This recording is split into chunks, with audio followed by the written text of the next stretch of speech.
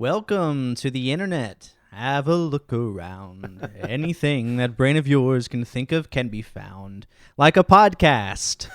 Welcome to Podcast the Movie, the podcast, a bonus edition. We've been talking about this goddamn masterpiece for weeks now on the main episode, and you know what? We just had to do it to him. We had to bring him a bonus episode just to dedicate some time to really dig into Bo Burnham's Inside. So I'm joined here, of course, with Tyler Weiss.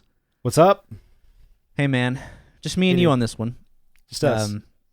Yeah, which I think will allow enough space to be able to, like I said, deep dive into the special that Bo Burnham put out. Fully appreciate over the course of absolutely. Inside, of course, Bo Burnham, comedian, director, actor, internet man who released this all-around guru. Yes.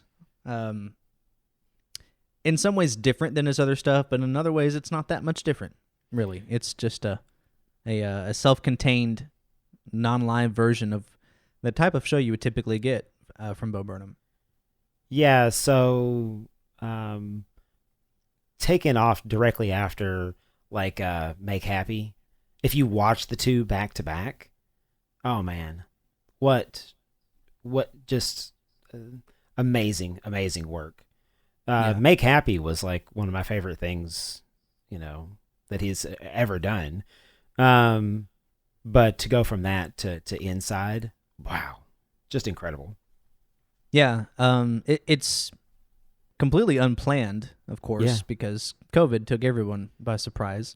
Oh, yeah. But, the continuity of the ending of Make Happy in the beginning of this it's almost too perfect. Like it was fated to happen. Where at the end of Make Happy, you kind of get this open door. Yeah. And like he's going to, finally open the door to a new thing. And then, nope, go back inside. Man. So, look who's inside again. Look who's inside again. Incredible. So tell me, how do you want to go about talking about this? Should we go song by song? Should we just start going? What do you think? I was thinking about this both ways, and I think we could definitely go song by song. But I think that the way that my brain kind of puts it all together is this.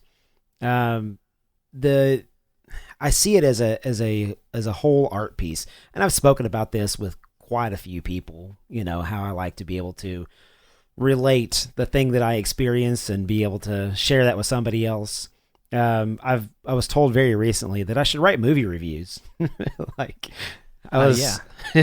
Except the problem is that you would be like IGN, where every review would be like a 9 out of 10. Okay, no.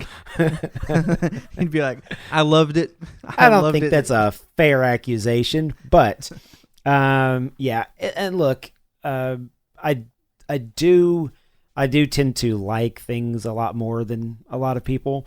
But at the same point in time, I mean, it's, hell, I enjoy things, and I'm not going to, even if it's something that I didn't love, I still like it. I still like a lot of stuff. Although I have watched a bunch of stuff lately, just scrolling through Netflix, trying to find stuff to watch.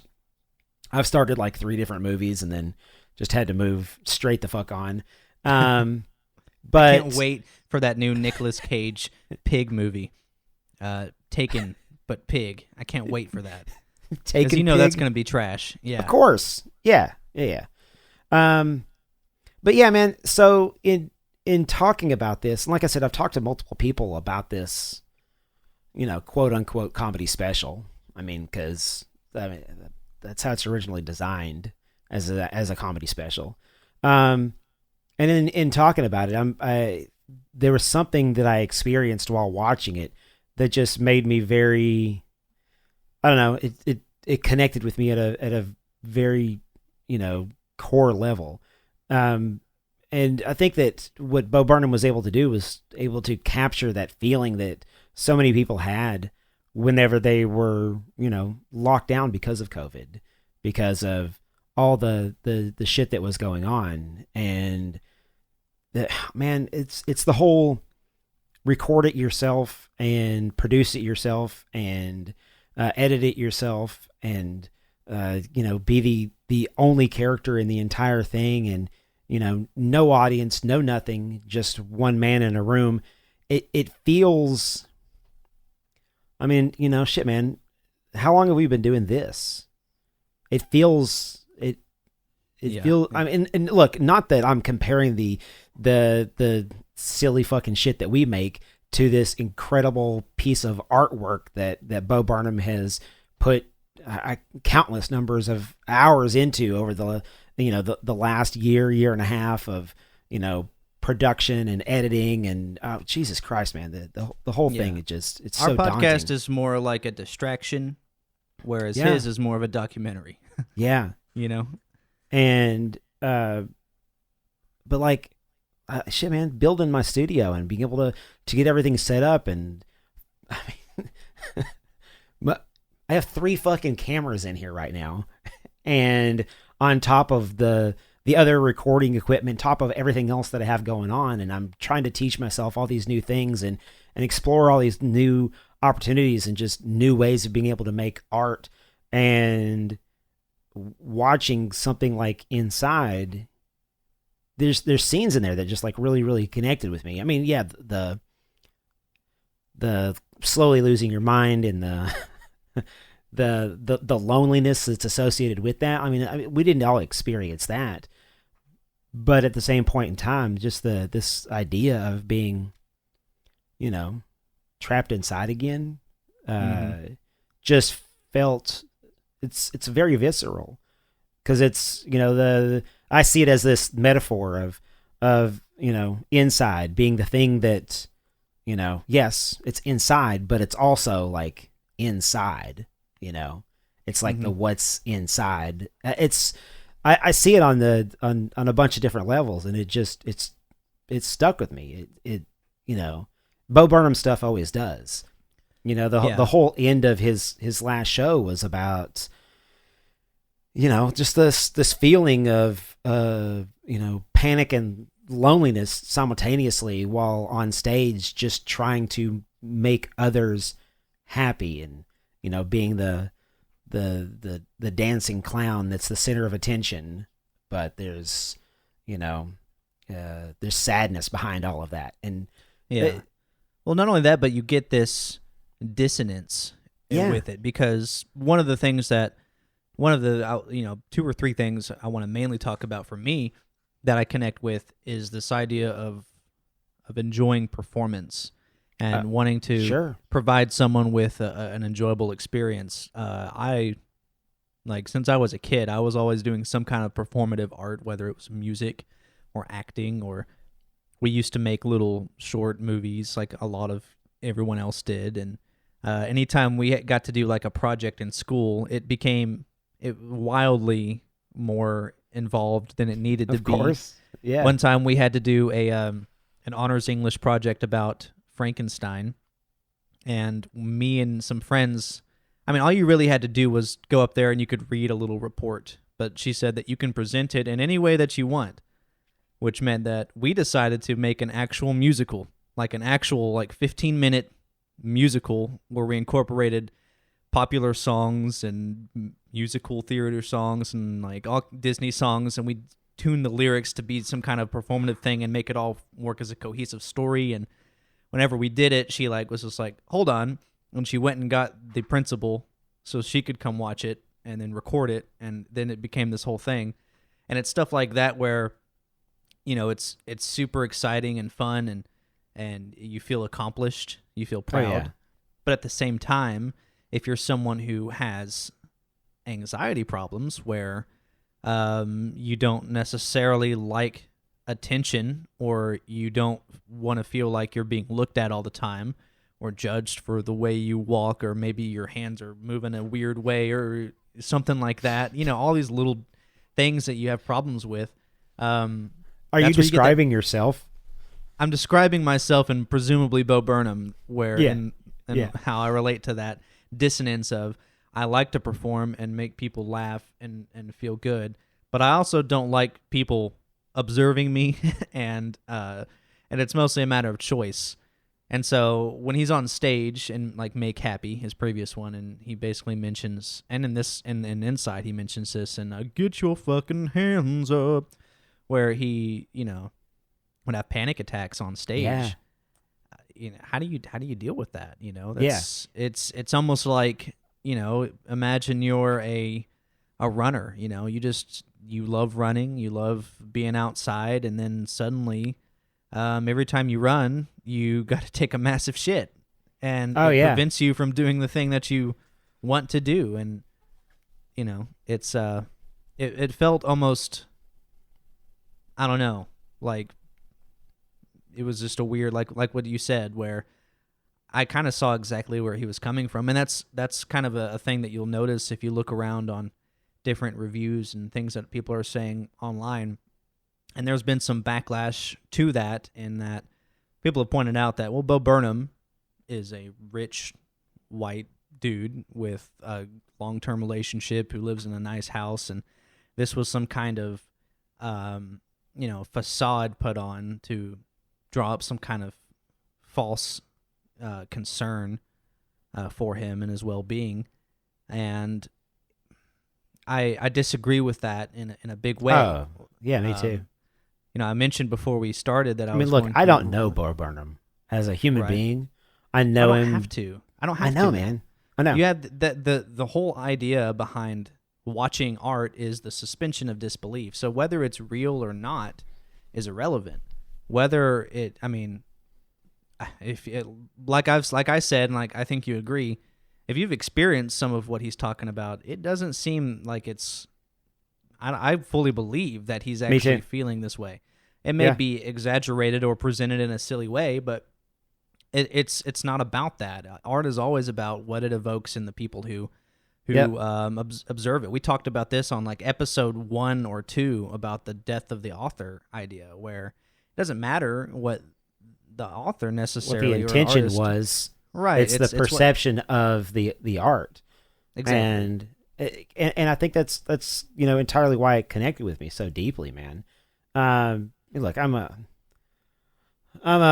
romantic. I'm a guy who feels things very deeply, and it's because of that whenever I'm seeing the art expression through the lens that is, I don't know, man, sorrow, anguish, anxiety, and look, I possess a lot of these qualities. I possess the, talking in front of a crowd and then have, feel like you're going to have, like, I'm going to die right here and now. I'm going to have a full on fucking panic attack right here.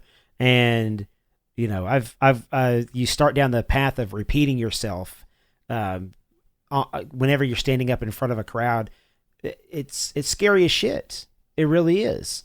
And, I saw an interview with Bo Burnham on the H3H3 podcast, and he's talking about this, this anxiety attack that he would have in the middle of the stage, in the middle of a show, and the fact that everything that he does is, it's all timed perfectly down to the second, and so he's basically just reciting a stage performance that's all timed to music, and it's all put together perfectly, but it's all like very specific beats and very specific times and everything like that. As a musician, this idea, especially like if you're working with others, the ability to just kind of freestyle onto something, that's not what he's doing. What he's doing is a very scripted performance to the second. Yeah. And if he has that panic attack, then you can't go off script. So he is like viewing himself having that panic attack from like a third person perspective, seeing himself as the words are just coming out of his mouth, because it's something that he has rehearsed and rehearsed and rehearsed and rehearsed. And he talks about like the day before, just thinking that, feeling like you're going to fucking die and that you can't do this. And, oh my God, I can't believe that I have to be able to do this in less than 24 hours. And then the next day he's up on stage and he's performing this piece in front of thousands of people. And I just, the anxiety aspect to that, it's, It's complicated because Yeah. you could almost say that Inside is the solution to the problem, right? Yes. Well, you like to make things and make art, and you can still have the same reactions in a delayed fashion from people on the internet. You have the ability to do that with the technology that we have now. But at the same time, that's how he started out. Exactly.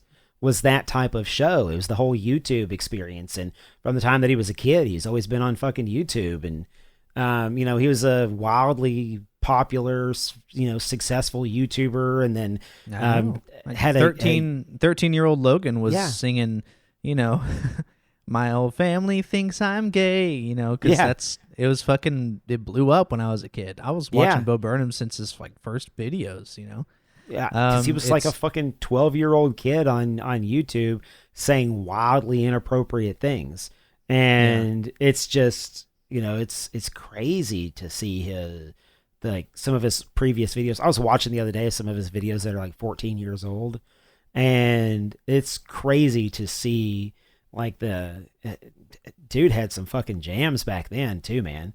I mean his the lyrical style that he had. I mean, he has grown up a lot. I mean, not just visually, but also from the vantage point of his perspective on things, as well as just the way he puts his words together and everything like that. They're just he's even then super fucking talented individual, and is just still clearly maintaining that. Very smart and oh my well God, read and things like that. But one of the things that's you can tell is a maturing thing, not only necessarily the content of what he's doing, but the way the specific diction used in what he's writing. Mm-hmm. He used to throw in a lot of crazy different language and literary techniques and things like that, almost like what a rapper. I mean, he did do rap, so it makes sense. Yeah, but what rappers would do, where they're just showing exactly. off their knowledge of language. And you don't get that as much in his later stuff. He puts a bigger focus on the entire performance and not the minimalist instrumentals and then having this epic kind of lyrical side component to it. It's much more balanced now. And I like that. I keep hearing Jeffrey Bezos play in my head. I was just thinking the same thing. Entrepreneur, the way he spins the word to be able to make it fold into the song just perfectly is so good. Yeah. Why though? Can we just stop for a second and just ask go. Bo Burnham, why did you write two, not one, but two Jeffrey Bezos Jeffrey songs? Bezos 2? Yeah. They're like theme songs. I like to imagine that Jeff Bezos somewhere is just he wakes up in the morning, he hits the gym, and he just puts it on. Come on, Jeffrey Bezos. You can do it. Yeah, dude, he's just because does he I feel like Jeff Bezos is evil enough that he would enjoy it in some sick way, knowing it's take the piss, but whatever. There was an article. You did it. Sorry, you did it. So good. There was an article written on Slate. Yeah. Tell me about it. Someone. It's called "The Problem with Bo Burnham's Inside." Okay. I briefly teased this to you before we started recording about my intention to shit upon this article. Okay. All right. It's written by someone named Lily Loughborough. So I hope I pronounced that right. As much as I want to shit on your piece, I don't want to mispronounce your name because that's disrespectful. However, there is a serious problem with this article. The problem is that you're pulling straws, right? I did confirm. It's a straw man argument. You created an issue. The issue is kind of the general thing I talked about earlier, which is it real, right? Is there actual pain and depression and this desire to kill himself or whatever it might be that you have an issue with? And then they mentioned that, there's a lot of defenses to this. People saying, well, it's a character or it's intended to be that way. You can't take it for real. All these justifications, but like I said, look, Lily, you got to understand that it's think of it like in the way that you watch a movie. In the article, they say that, well, stand-up comedians make up stories all the time. I get that, but it's different whenever it's depicted purely for laughs as opposed to trying to draw sympathy from the the character. Mhm. Have you like read any dramas novels or watched any dramatic movies? The entire point of all of that is to make you feel this false sense of concern for the character. And then you could say, well, this is Bo Burnham being himself. Is it, though? Because you also just said that it's a character and that it's not real, and that's also a problem. So very inconsistent, all right? Just understand that if you... this is just my opinion on this. No, I got you. If you didn't enjoy Inside, I can get it from the perspective of it made me feel upset in a way and uncomfortable in a way. I get that criticism. Yeah. I get that. And some people, I can understand not enjoying it so much that you actually think it's not good for you to watch it. I get that. To say that it's not technically proficient is just you are clickbaiting. That's all it is. I think this article was entirely clickbait because it's universally praised, and you thought, well, you know what? I'll not praise it because fuck everyone else. So just understand that you don't have to hate everything. Can one person, can one singular person shut the fuck up? About any one person, about any about one person, any one thing about any one thing. Can any one person shut the ever fuck up about any one thing ever for an hour? That's all I have to say to you, Lily. Yeah. Thank you. I agree. Thank you for my rant. Yeah, I just had to get that out of the way. I'm sure you're a talented writer, but can you just can you shut the fuck up about one thing for even an hour, please? Wake up at 11:30, feeling like a bag of shit. Oh no, that's all me. my clothes are dirty, so I'm smelling like a bag of shit. So I think we It's need so good. we need to talk about what our favorite songs are. And you know Okay, what? do you want to know my favorite song of all of them, or do you want to? Yeah, or do you want to know what my favorite song is right now? Okay, because I want to know what in your 2 favorite hours song it's going to is. change. I have the guarantee you. same thing. I think I've narrowed it down to a singular one that I can consistently say is the best song. Okay. And it's kind of a mainstream pick because, I mean, it's just good. It's just good. There's some other ones that I have that I personally also think are really good for different reasons, but there's one that comes to mind that stands out above all of them. And I'm curious Can I to guess? know. Yeah. Is it Look Who's Inside Again? No. Okay. Is that yours? No. Okay. If you had to pick, if you can only pick one song, Okay. one song that would consistently rate as your best, what would it be? Oh man. I know this is Okay. hard for you. This is not your style. That's why I'm putting you on the spot. Okay. So can I categorize? I have two answers, but let me categorize them. No, you get one. God gotta pick damn one. you, Logan. Yeah, there can only be one. Um, And then you can go into other ones later. But for now, I need one answer. All Eyes on Me. That's a good answer. All That's Eyes a on great Me. answer. Yeah. Why do you think that if you had to pick one, that would be it? I don't know, man. Just because of it says so much without saying hardly anything at all. I think that's, and I mean, look, the song is really good as a standalone song, but there's something about listening to the song and watching the video simultaneously that it hits another level. Yeah. And there's the moment where he rushes the camera and he says, after he does the whole thing, about the, tells a story about all of that, about how he gave up, he retired from comedy shows, and then it tells the whole story behind that.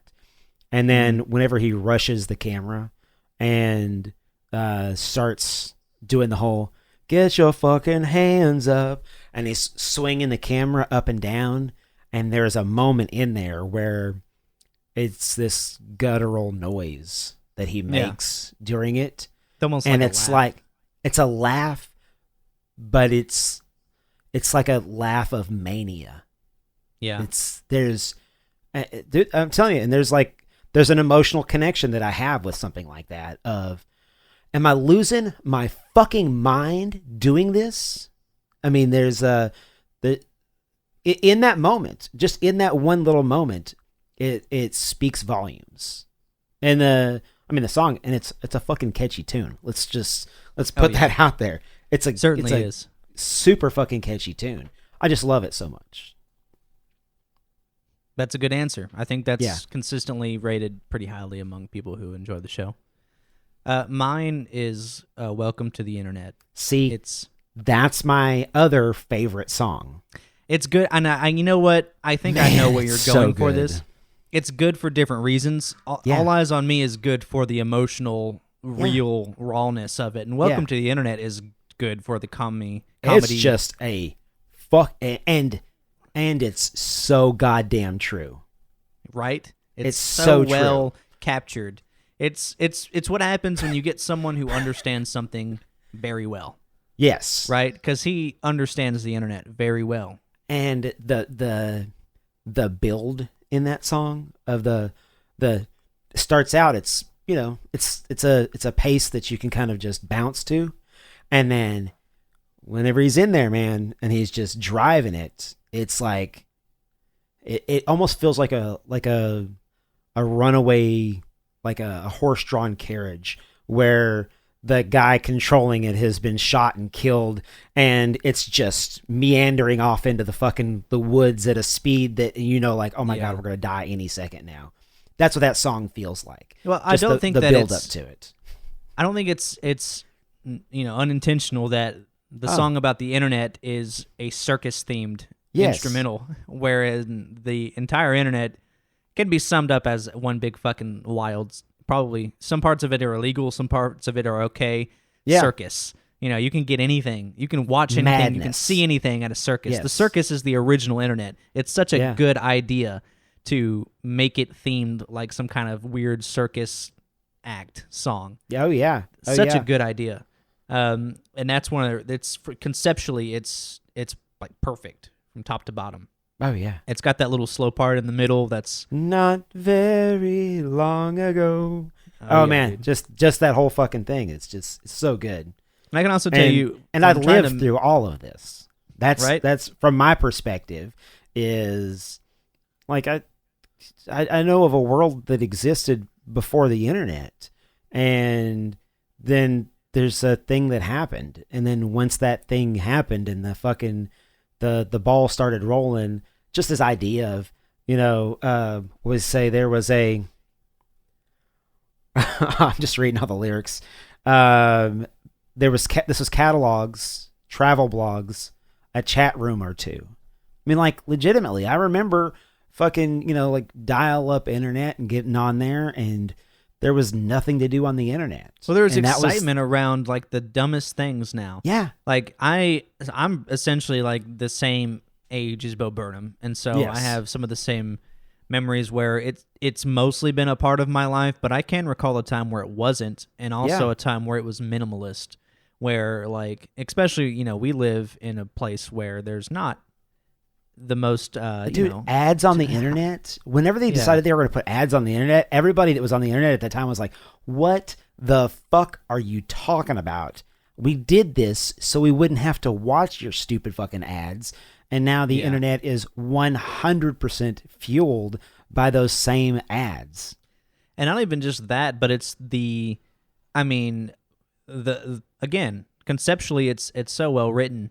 It speeds up over time because at a moment's notice, you can go from seeing like, a good breakfast option to an article about why you should kill your mom within like a couple of clicks. Yeah. If you ever played the Wikipedia game and see if you can go from anything to like, I don't know, like Hitler. You can probably click your way there without typing anything else. You could start at like fucking how many clicks is it going to take you to get to Hitler? Yeah. Exactly.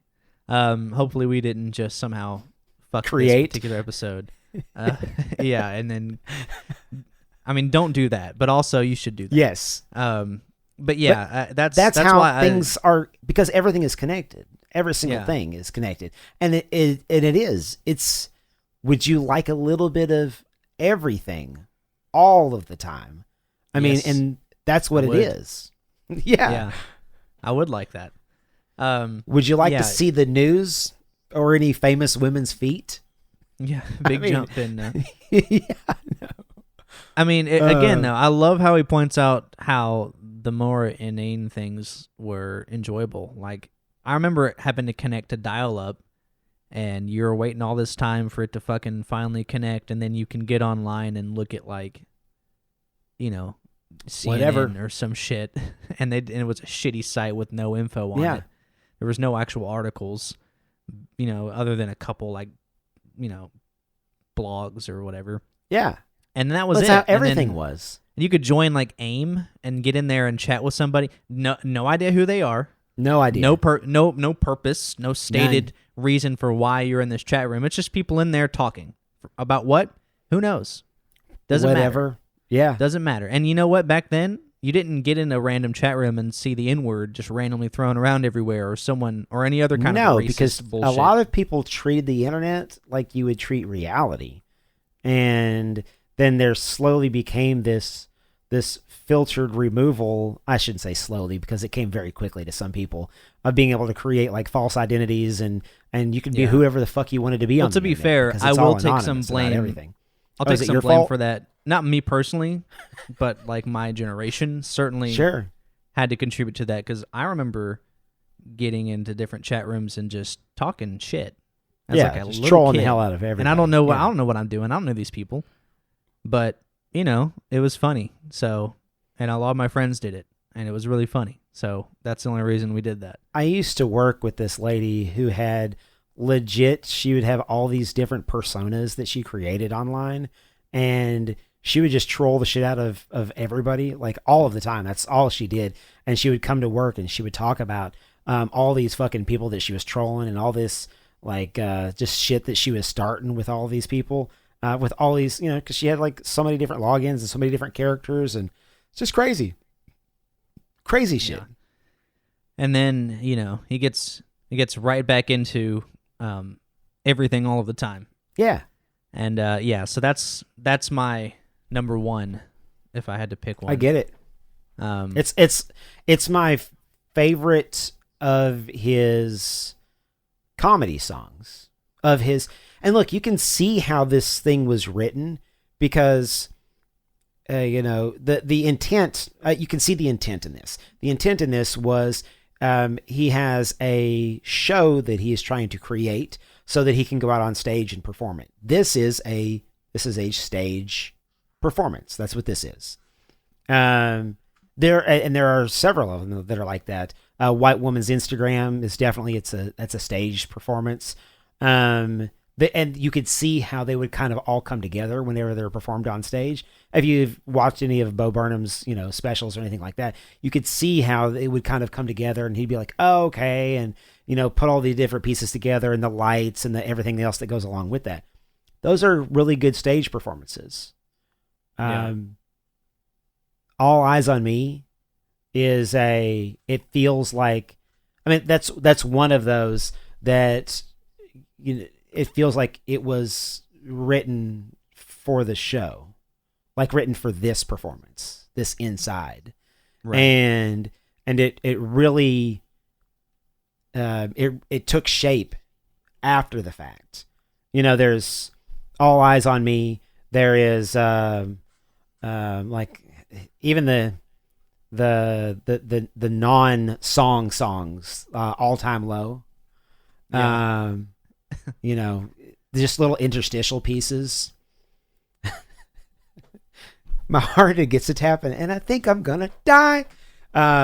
Just all of there's so many of those different little pieces that feel like that it was written for this. 30, Jesus Christ, man.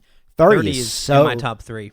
It's so fucking good. It's so good, and also, you know, I'm not quite at 30 yet, but it's this encroaching thing that I can feel with that. And man, it slaps.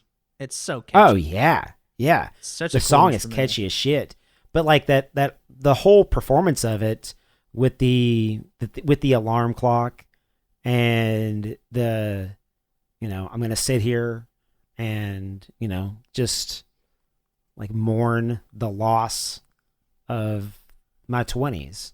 And you get to spend that 30 seconds with him before it becomes the song. And it's just, man, what a fucking incredible performance. I want to believe. There's a part of me in the gullible, just want to believe the art. I want to believe that Banksy is just a dude by himself, and that this art has deep, incredible meaning. And I want to believe that whenever Bo Burnham, right there in that moment, that 11:59 to 12 o'clock changeover, like, happened live as it took place. Did it really? Probably not. It's probably just an alarm that he set to 11:57. Right. And then he could have done that in the how many times did he record it? Yeah. Exactly. Or any time throughout the day, whatever time that he wanted to be able to record that. But there's a part of me that wants to believe that it was all recorded, in sync, right on time. Because some of those songs, man, they feel very much like what the product that you're listening to is what is happening right then and there. I think some of them are, but I do too. Probably a lot of them. Some of them wouldn't have had the thing that sets me off to that is how he said, I'm struggling to finish this because I kind of don't want to finish this. Yeah. So it's something that obviously took a long time. It's like a year and a half. I wouldn't be surprised if it was on his birthday and he was up at midnight. I want it to be. I want that to be the case. I believe in the depth of my soul. That's what I believe. I choose to believe that is what it was. Well, if you don't do that, then you won't enjoy anything. And I understand the irony coming from me as someone who frequently argues the exact opposite point when it comes to shitty 80s movies, but you got to understand that for something like this, it doesn't matter in the end if there's some kind of continuity with the plot. It doesn't really matter, where in other things it can matter. It's a different context. So one of the things that stuck out to me was you mentioned in All Eyes on Me, where he talks about at the end of, how he's like, what, I quit. And then at the beginning of 2020, I thought, what, I think I'll do shows again. And then the weirdest thing happened. Yeah. Even though it's not like my number one song, which it's up there. That, of course, by far was the most impactful thing. And I couldn't figure out why until literally yesterday. And I talked to some of my friends at work about it because, I don't know, they just were like, hey, man, how you doing? And then I was like, I'm actually in a crisis. And I just explained this to them, and it opened it up to me more. So when I was young, until I was probably like, I don't know, 16, I had like what I realize now was severe anxiety, like in crowds and in public. Like he mentions it in one of the songs, like agoraphobia, where it's you don't like to be in a crowded area because it seems to me anyway. This is my experience with it. It seems like it's not real, like it shouldn't be happening, like you are in a place where you don't belong, or like everyone's kind of looking at you or observing you when no one gives a single shit about what you're doing individually. No one cares, and even if they did, who gives a shit? Because you'll never know. They're probably across the room and looking at you going, oh, that dude looks fucking weird. Anyways, and they move on with their life. But it's this weird fear where you don't want to interact with people because you're scared you're going to do something embarrassing or hurt, offend somebody. Like whenever my parents would, we'd like go to the gas station or something. They'd be like, go in and pay while I, get the gas. I'd have to like hype myself up to go and talk to the freaking person in there. Yeah. They don't give a shit. They're just working their job. They're not thinking anything of it. They're like, oh, kid's giving me some money for the mom I see out there, whatever. go about their business. But to me, it's like this big moment that I had to like work up the courage to go do for something so small and trivial. And like, I didn't want to go anywhere and do anything. Like, even after I moved out, after I grew up, and the thought of having to go, like renew my freaking driver's license or anything like that, not just from the time aspect of it, but just from I don't want to have to interact with someone because of it. And it wasn't until I started like working as an adult or participating in things in high school where like, theater and performative art stuff, where I realized that I had finally gotten over that. And then, working at the job I'm at now, very much involves communication with strangers. And it's actually part of my job to be able to be outgoing and an extrovert when that's not who I am when I'm not at work. But I'm able to compartmentalize that, where when I'm at work, it's like, well, I'm doing this separate. It's almost like what Bo Burnham is doing. When I'm at work, I'm someone else doing this thing. When I'm not at work, I'm myself, I think, and I'm completely different. And so I can relate to where you have think this... you think that the off-camera, not at work you is... Do you think that's the real you? I don't know anymore. But to continue the thought, like just a little further, and I'm about to wrap. Yeah, no. It's I felt like I was just becoming what I wanted to be, which was extroverted and able and social and able to talk to everybody and do all these things. And I'd come a long way. I'd worked on it for years and years since I was a teenager. And then I find myself not able to do that. I find myself being stuck inside. I was one of the lucky ones who still had to work during most of COVID, and but the thing is that I didn't have the interactions with strangers that we had before. That wasn't part of it in the way it was before. So you had an entire year and a half where it was all for nothing. It was like it was all reset. And now I find myself, having to gear up to go to work or go do something just like I was before, where I have this weird thing in the back of my mind thinking like, oh God, I'm going to have someone think this about me, or I'm going to mess something up, or I'm going to say the wrong thing and people are going to, judge me for it or whatever reason. And it sucks. I feel that level where Bo Burnham thought he was like, I finally, after all this time, am able to do what I wanted to do again, and now I can't. And I feel like I'm starting at nothing. And so that was something that hit me. Like that entire thing was like, I think that's part of the reason why I really like this, because it was very specific to, it helped me discover something that I couldn't figure out. Watching him talk about it in the show made me realize maybe that's something that I was experiencing as well, and I think it is. Oh yeah. I'm not like a psychologist or anything like that, but no, that's and look, this is kind of the other thing I really wanted to be able to get to, which is, can we talk about mental health for a little bit? Yeah.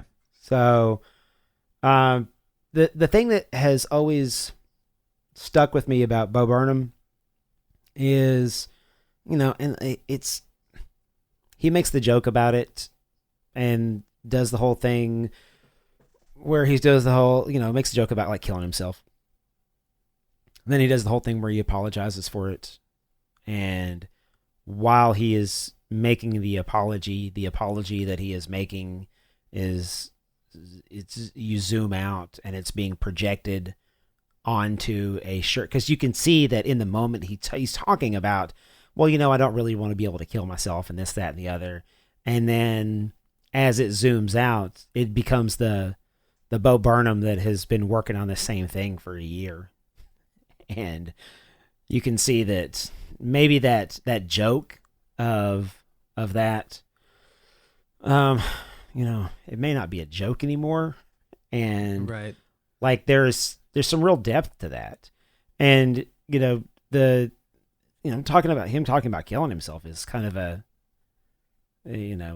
I say a long running gag on his channel and in his content, because it is. But at the same point in time, he wrote a song called "Kill Yourself" in the last one. So yeah, and because he talks very openly, very candidly about his mental health and, where he is. And, mental health is something that has played a huge, very significant role in my life, and in my family's lives.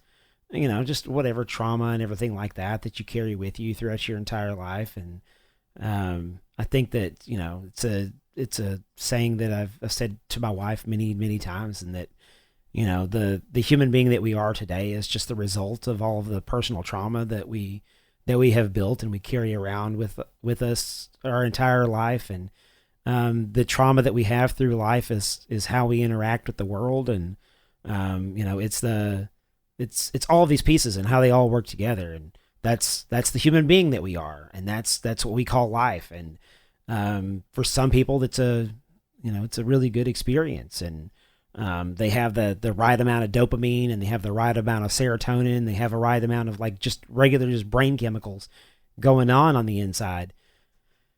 And then there's some of us who don't, man. And those some of us who don't, we're severely affected by the circumstances of our upbringing and the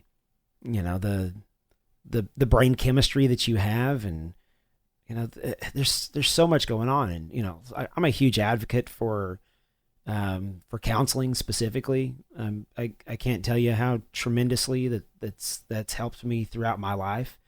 And for some people it's the medications they take, and for some people it's the counseling that they have, and for some people it's the ability to be able to talk about it. I talk about, and this is going to seem a little bit silly, but I think it ties directly into, I think, what Bo Burnham is doing, which is I look at therapy the same way that people talk about magic, because in magic it's the incantation that you say that gets a result of something.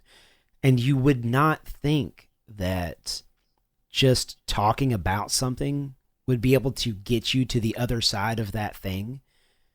But it works. I mean, it works for me. It works tremendously for me. The ability to be able to have a conversation about it, to be able to have a logical conversation about something that you're being greatly affected by, and to be able to come up with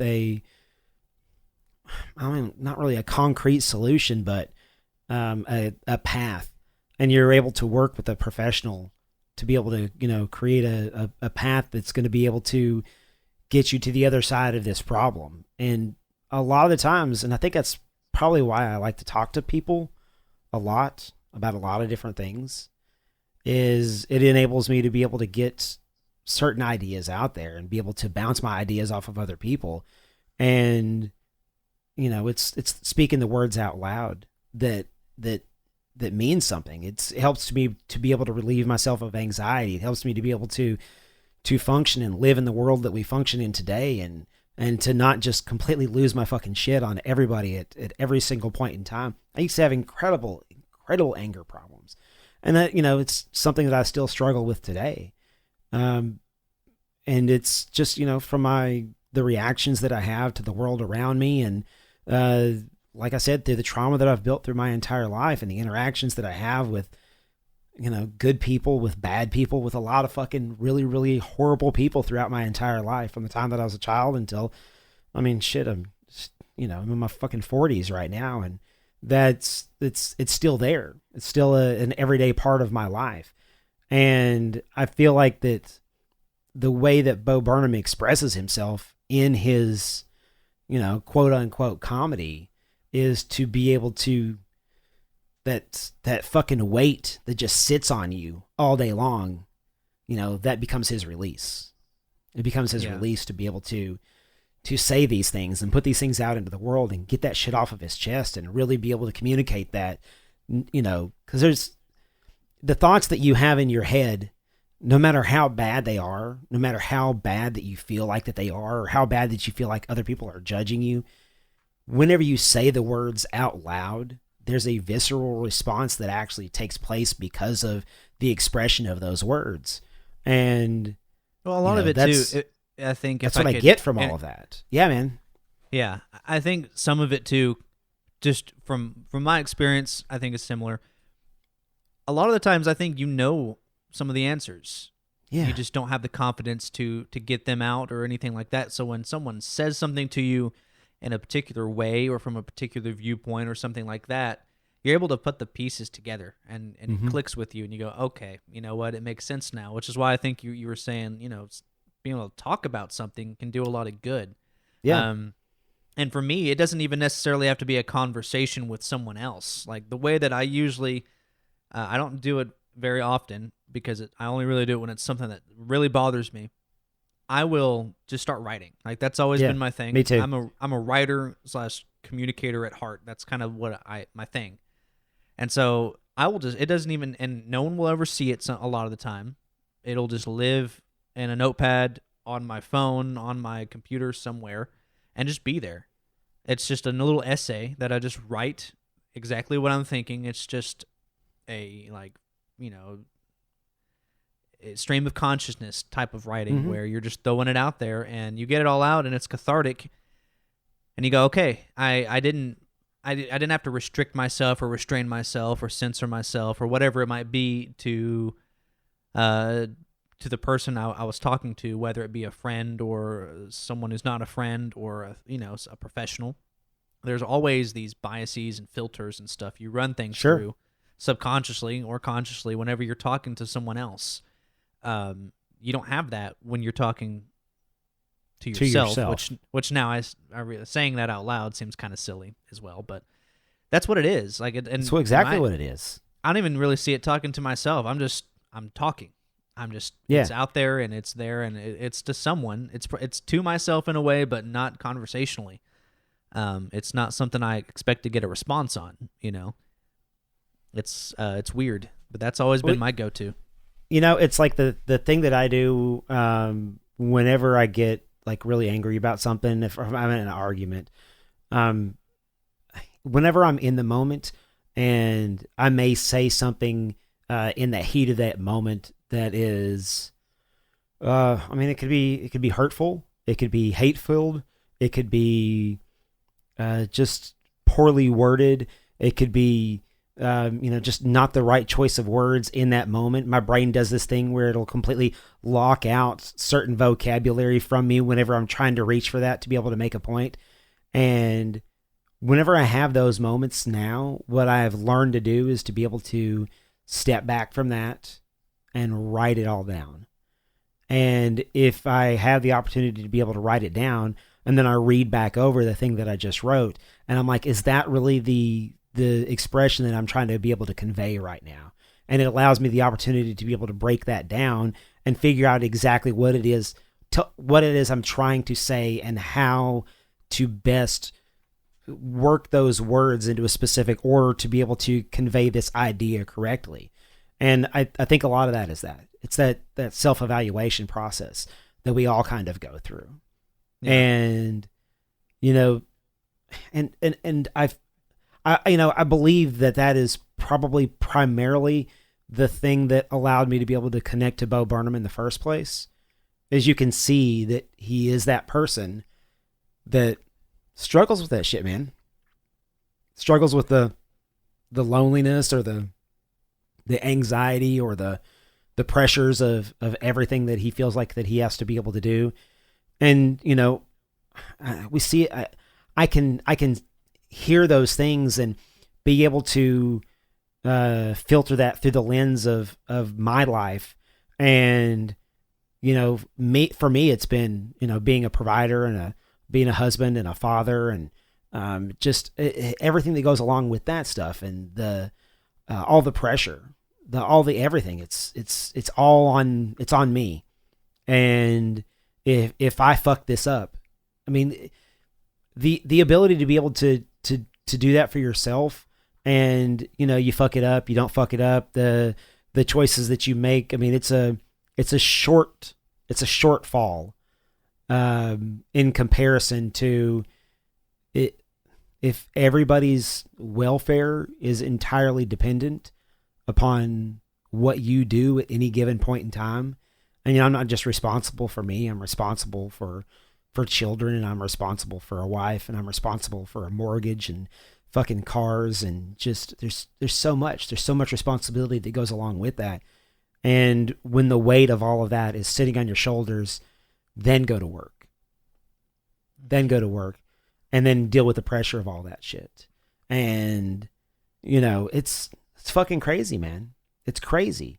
And that moment that you have of that anxiety, and you know that, oh man, I'm up here and I gotta fucking perform. I gotta be able to perform this gig right here, right now, in this moment. And I've been in that moment where I felt like I was gonna have a fucking anxiety attack, like right then and there. And I know what that feels like. And I know what it feels like to want to be able to give that shit up. But you can't. You got to keep fucking moving. You got to keep moving forward. You got to, because so many people are counting on you to be successful. And it's, yeah. And imagine that it's a lot to carry. Perspective of Bo Burnham with, from a parasocial relationship with a fan base. A parasocial relationship with a fan base. Yeah, that's a fucking wild way to be able to put that shit. I think that's what it is, though. It's the same idea of like providing, you know, daddy's made you your favorite content. God damn. Know? And it's, you know, like that song specifically, and what a fucking great way to be able to start out an album. You know, I made you some content. Daddy made your favorite, open wide. I mean, dude, that's so fucking good. It's so good. And that's what he's doing is he, you know, the people that were starved for that. And don't worry, daddy's got you. I got your content. And man, I feel exactly that. the I same relate to that you're talking about. And that's why it's like, you know, I can, you know, in some ways, like there's a lot that we can relate to in these songs. And then there's ways that we can't, like we just don't have. No. And I don't know if I'd ever want the kind of societal pressure. It's the exact thing I was saying I have problems with before, where except it would be a reality of letting people down, because every single thing that I'm doing, every single thing that I'm required to do for my job is meant to be viewed by everyone all of the time. And it's like, well, let's pray that this fucking podcast doesn't get successful then. Please. Because please tell your friends to quit watching this piece of shit podcast, because I don't want anyone to hear or see me ever. I mean, you know, it's so funny that we're sitting here having a conversation about this, and the format that we're having this conversation, it's going to be on YouTube, and it's going to be on Facebook, and it's going to be on every fucking streaming platform. It's going to be on all of the podcast aggregators. It's going to be out there. It's going to be available for everybody to be able to consume. Theoretically, millions of people could hear this conversation and have a bunch of shit to say about what, you know, you or I said about Inside. And it's so weird. It would probably make me very sad if there. I mean, I can take criticism. I can take feedback, but I don't know. I mean, it's different, you know, it's different. Like if it's, again, like I'm completely, maybe this is a problem. Maybe I'm learning something about myself, that I'm able to completely remove myself when I'm like doing a job, what I consider to be my job. And, you know, at my job, I can get a performance review. I can get customer feedback. I can get whatever kind of feedback that comes my way, or any kind of recommendations or coaching or whatever it is, and just take it in stride and actually fucking do something about it. And then I come home and, you know, I write like a dumb comment under a YouTube video, and some guy's like, I disagree with that. I'm like, oh no, why though? I didn't mean to do that. I'm so sorry. I didn't mean to upset you. And I just, it's Have you ever written a comment? Like, dude, I've gotten like just a scathing comment about a thing. Somebody makes a comment about a thing, and your response to that thing. Dude, I've gotten all the way to the point where I finished the entire, like a whole fucking paragraph, and then I'm looking at it and I read it again, and I'm like, no.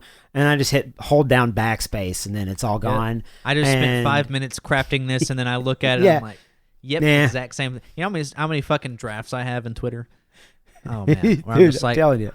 Yeah, like I'll come back to this, and then I come back to it, I'm like, that's stupid. Yeah, I don't want. Yeah. I don't even care. They're gonna yell at me if I do that. I don't like that.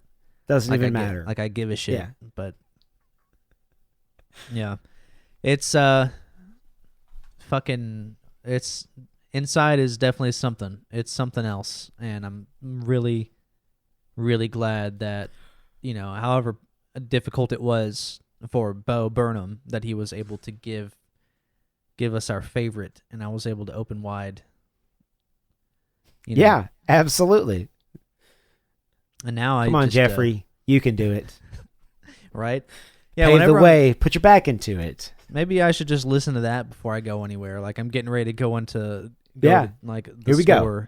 Let's and do I just this. Put on, you can do it. Zuckerberg and Gates and Buffett, amateurs can fucking suck it. Yeah, no, it's so good. Fuck their wives, drink their blood. Everything. Come on, Jeff, get them. Yeah, it's so great. Deedle-deedle-dee. I fucking love that song so much. What a sick solo, though, man. I know. Goes all the way in. It's so good. It's so fucking good.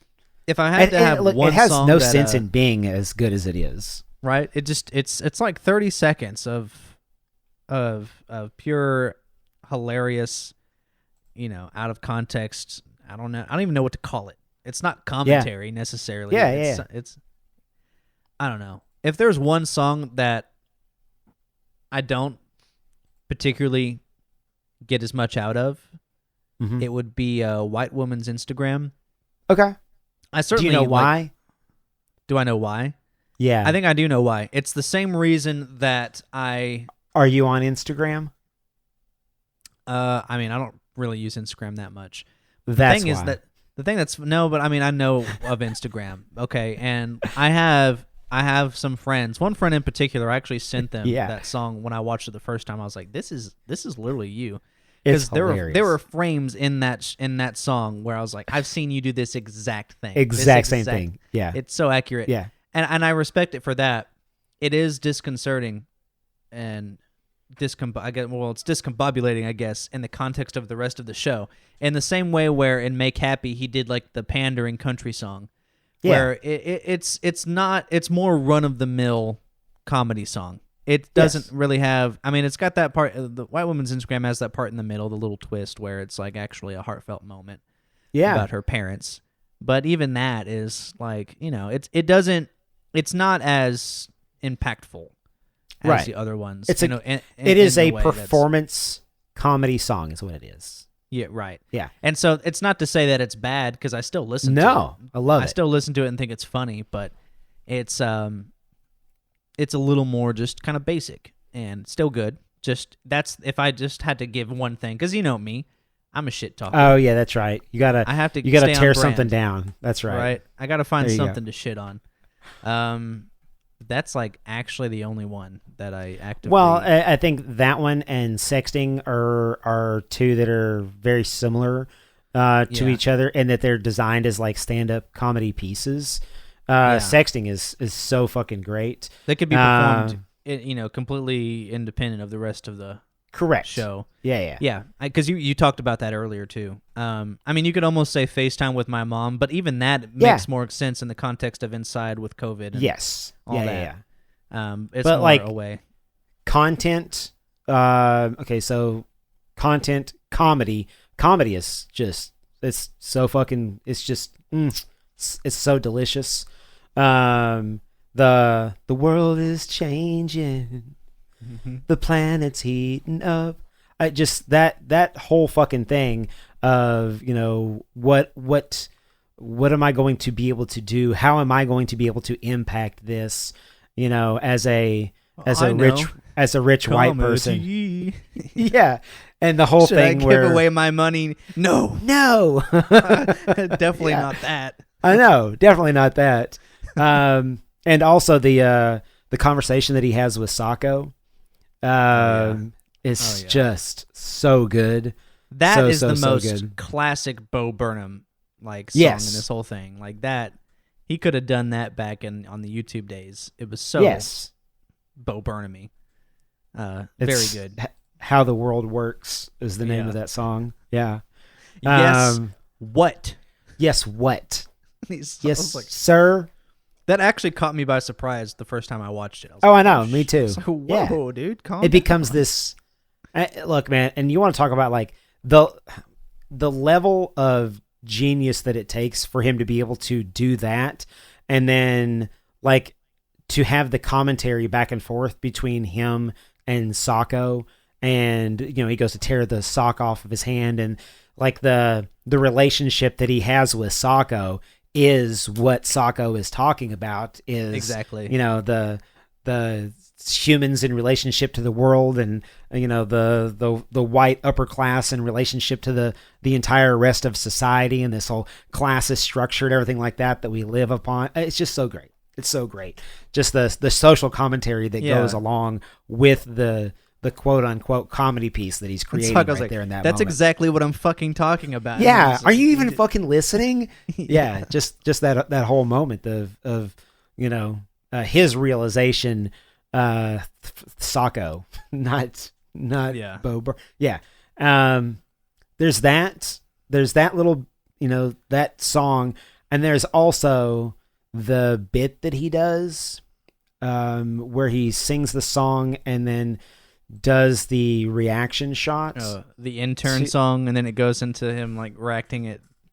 Yeah. And it's one long, it's one and then he does the reaction take. To the reaction. Yeah.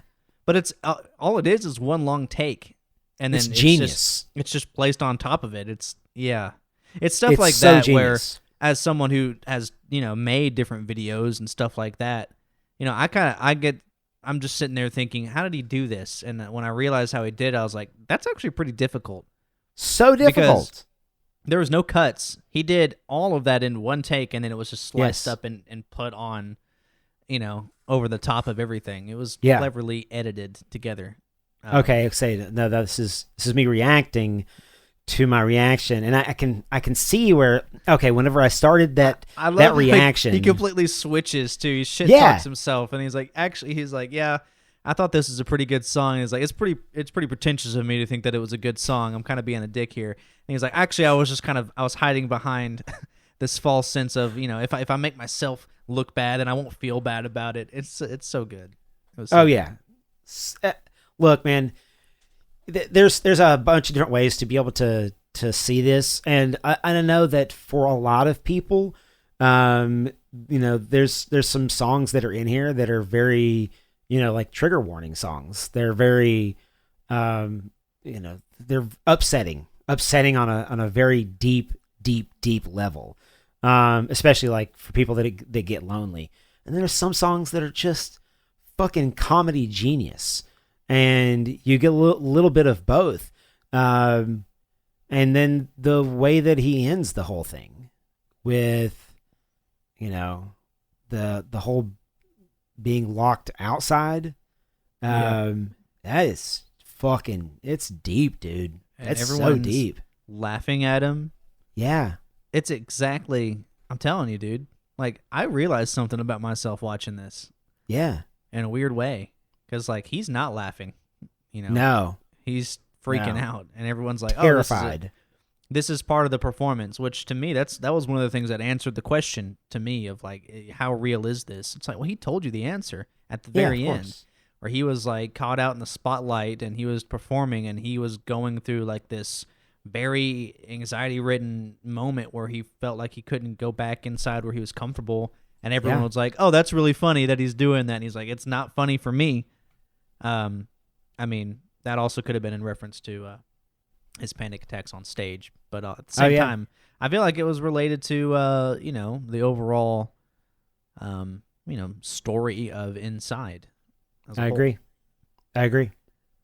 All right, man. We've talked about this at length, and we've gone some places that I didn't necessarily think we were going to go, but anything else you want to mention before we close this bonus episode out? Bo, if you ever listen to this, man, I love your work. I think that some of the things that you put out there are incredibly powerful pieces of art, and I'm so glad that I was able to find this, and I was able to experience this art. It's fucking awesome. I enjoy the shit out of it. I've got a message as well. Not for Bo, though. Lily, I'm still on your article. I'm still on that. If you listen to this, I hope you learned something. I hope you learned something. With that in mind, though, good luck to you. Hope you're successful. And I would There you love to go. actually have a conversation about this with you. There you go. Yeah, I'm diplomatic like that. I know. Look at you. Such a good guy. No. Nah. It's really unfair for me to shit talk that without it, her, without this I know. person being able to be here. You're doing your job. She was doing her job. You're doing your job. See? There Whatever. Whatever. Fuck 'em. Fuck them. Welcome to All the right, internet, man. dude. Welcome to the internet. All right, guys. Thanks for tuning into this bonus episode. We'll see you next week. Well, I don't know when this is going out. We'll see you soon. We'll see you soon. There's no telling how long in the future this could come out. So We'll see you soon. What does he say at the end? It'll stop any day now. any day now. Any day now. So good. All right, man. See you later.